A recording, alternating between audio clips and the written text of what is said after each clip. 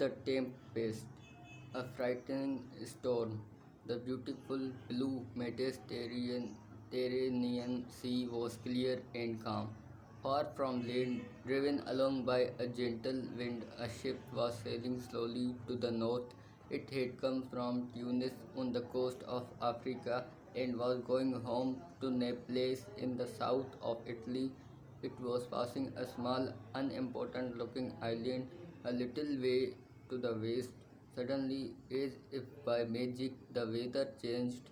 Dark clouds began to gather, lightning started to flash, thunder crashed, and rain poured down. The wind roared and blew harder and harder every minute. One movement from one direction, the next from another, the waves grew higher and higher and broke like huge waterfalls over the ship. Out of the darkness, strange flames began to appear,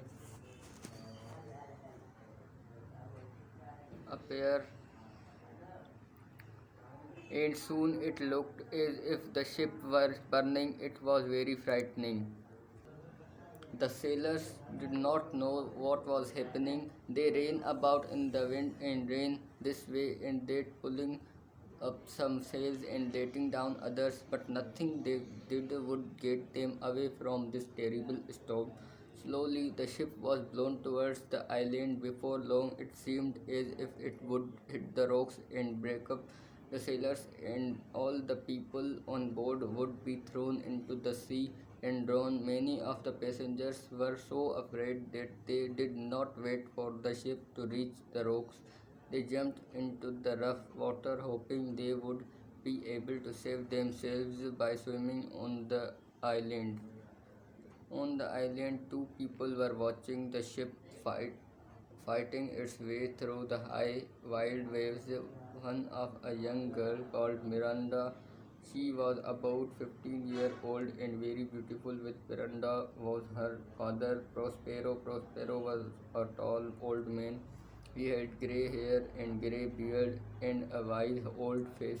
But he was not an ordinary old man. He was a powerful magician. In fact, Prospero had caused the storm. Miranda thought the ship was going to sink and she felt very sorry for the man in it. She asked her father to use his magic powers to calm the sea and save the ship if he could. Prospero told her not to be anxious, for no one would be harmed. He said that he had a good reason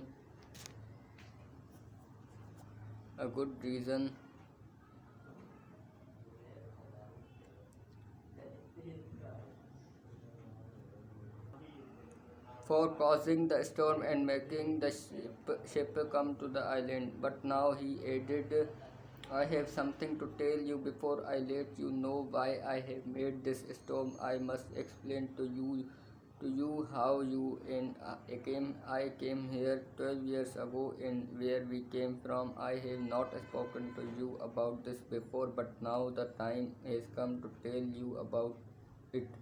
Please sit down and listen carefully.